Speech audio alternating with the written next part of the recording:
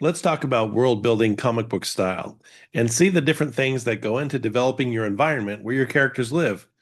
Let's talk about the story considerations and the different details that are going to make your artwork sing. All right. So this is world building Patrick Scullin style. But first, let's take a look at Gotham City.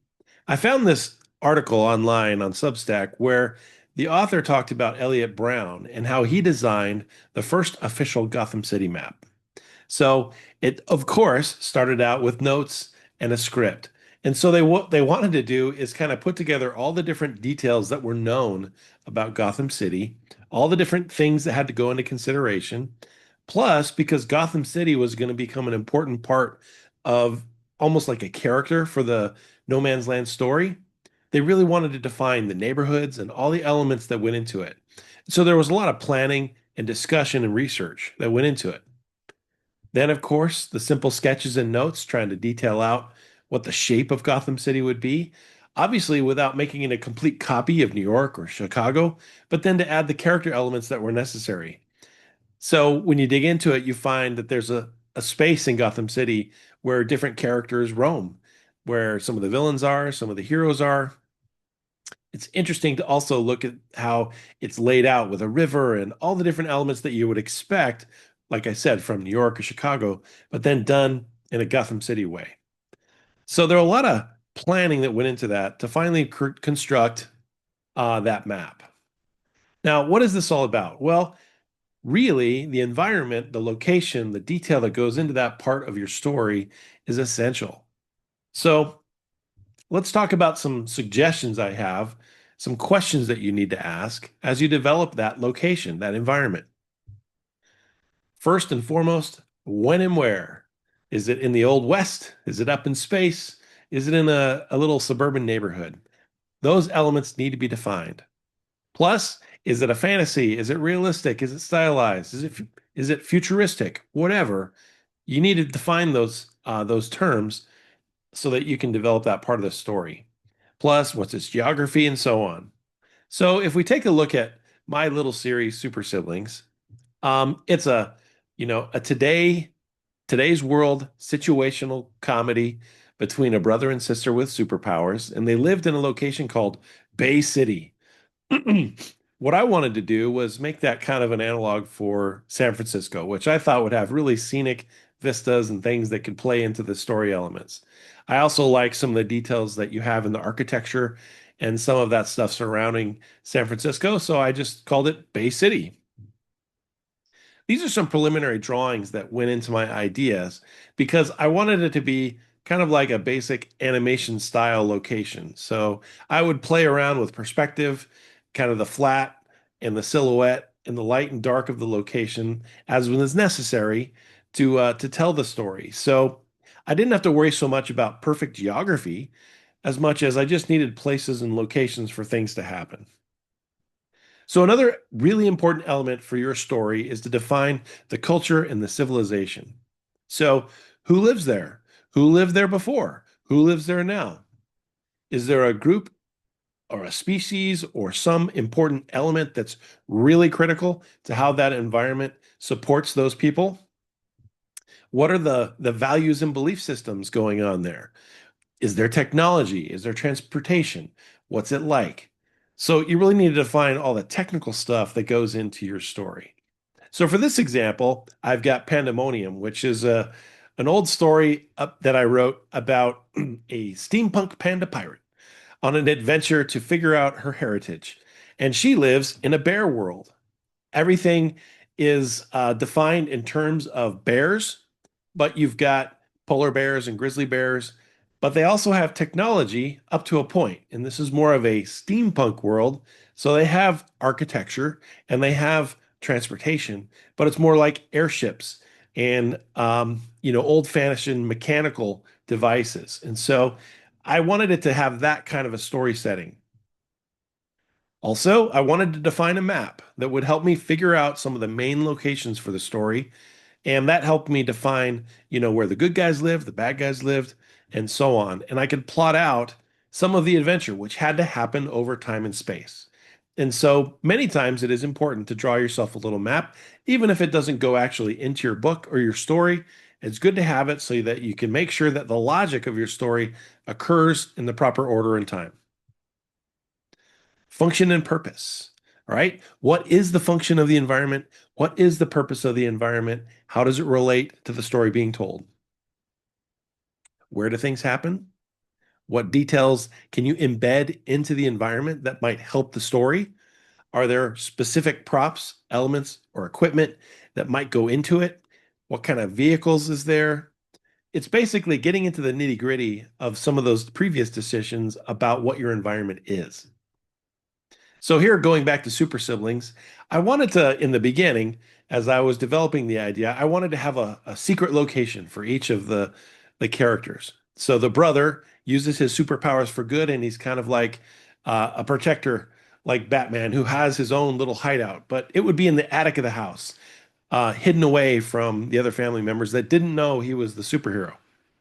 And then there would somehow be a basement crawl space where Banshee, the evil sister, had her secret hideout where I wanted to be kind of dark and moody. And so I put candles and other kinds of little trinkets. I was trying to figure out how she could hide out and also not be found out.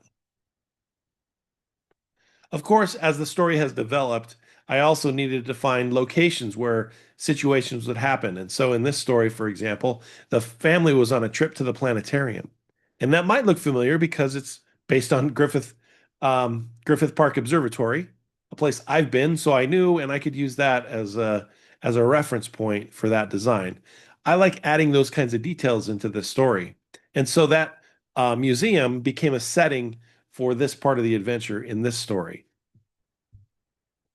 Mood and atmosphere. All right. So, what kind of mood and atmosphere does your story convey through the environment? What time of day is it? What season is it? Is it new, rundown, or ancient? Is it crowded, lonely, or decayed? What are the sights, sounds, and textures that are in that environment?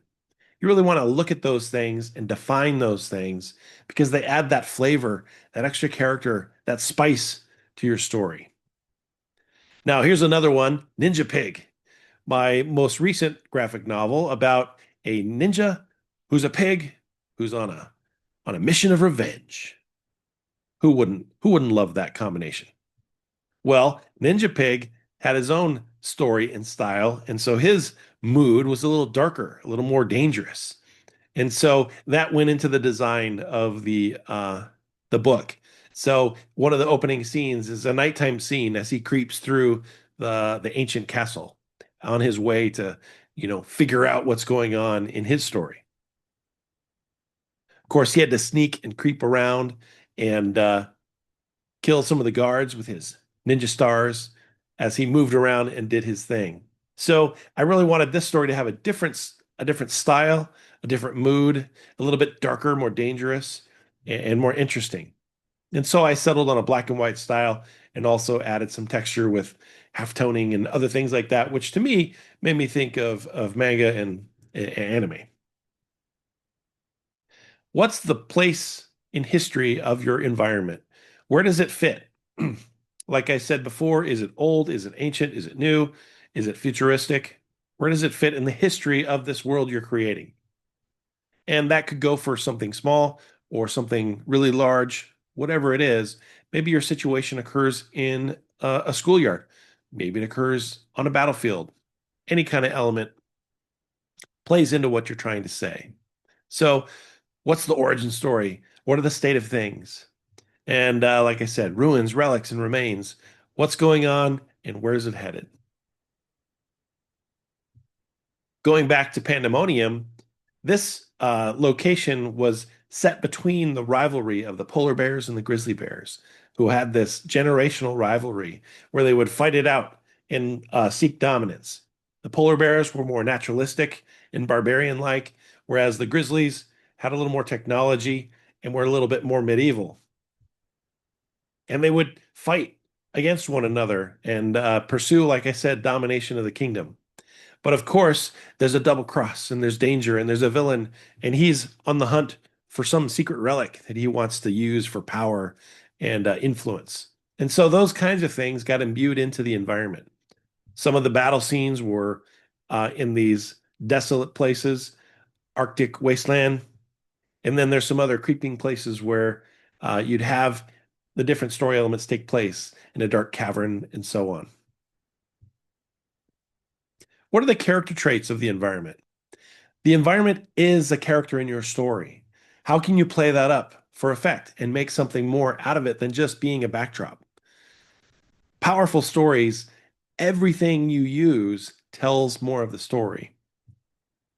All right, here's a deep, dark dungeon that appears in Pandemonium. And so this rough, scratchy style actually kind of made me think a little bit about bears. I don't know. I just wanted it to be rough, like it was scratched and hewn. And so that kind of went into my drawing style too. Then there are other situations where Robin, the main adventurer, is flying her airship over the vast expanse, exploring and trying to find the answers to the questions he seeks. So, an open-ended space showing this airship flying over the Arctic wasteland. Another important story element is that visual design and style. And so that's the icing on the cake. It's going to sell your story and hold everything together. I mean, you can really spend a lot of time developing your characters, how they look, who they are, what's their personality, but also it all comes together and works as a team when that also carries into your backgrounds. So don't ignore them and don't diminish them. Even though me personally, I don't like drawing backgrounds. It's my least favorite thing to do, but it's a really important thing to add. Is there an art style you're going to play with? What are the shapes and silhouettes? What's the size and scale of this world? Is it really small, happening in a tiny location, or is it really big and expansive with room to grow and places to go? What is your reference and inspiration? So going back to Ninja Pig, of course, it's feudal Japan, and I wanted the story to be set in that old time frame. When I was first writing Ninja Pig, it was actually in middle school, and it was my homage to the Ninja Turtles. When I first saw them, I wanted to make my own funny, silly ninja character. At the time, I never decided or defined where Ninja Pig lived or when. For me, he was just kind of a silly character that could pop up anywhere. Well, when I sat down to write the graphic novel, I started thinking, no, that's pretty thin. I need to give him a backstory. And so I decided, after some thought, I was going to put him into the past. And so he wouldn't be a modern character like the Ninja Turtles. He would be someone in the distant past, and that there was be some sorcery and magic that would be involved in making him who he is. And so I really wanted to research old um, Japanese castles, old architecture, old elements that would, play out and help develop the detail of this world. And of course, I wanted it to have a different mood, so I really wanted to make it dark and gritty. But everywhere around I could, I tried to embed some detail that looked authentic. So even down to a little silhouette of a pagoda behind the main characters, even if it's roughly drawn, gives you the impression that that's where they are. They're someplace different. So it's not a modern world, it's an old world with a lot of different adventure and danger around every corner. So those are the main elements that I think really help enhance your environment and add detail to your story. So do what you can to sit down and think about it for a while. Sometimes when you're trying to write something or design something, you might skip over some of those beginning parts where you start thinking and answering questions. Honestly, that's one of my favorite parts of this process is the research. I love learning new things about different cultures and different designs. That's something that's really fun. So for me, I love that part and I actually look forward to it. I think that's probably why I have a lot of open-ended stories where I've done research and thought about different things, but they never came together. So do yourself a favor and try to pick on one thing at a time and finish something. But this is my advice: add that detail, spend the time designing your world, and it's only going to enhance your story and make your characters stronger. All right, so I hope you have fun with that. Good luck. I hope to see what you're doing.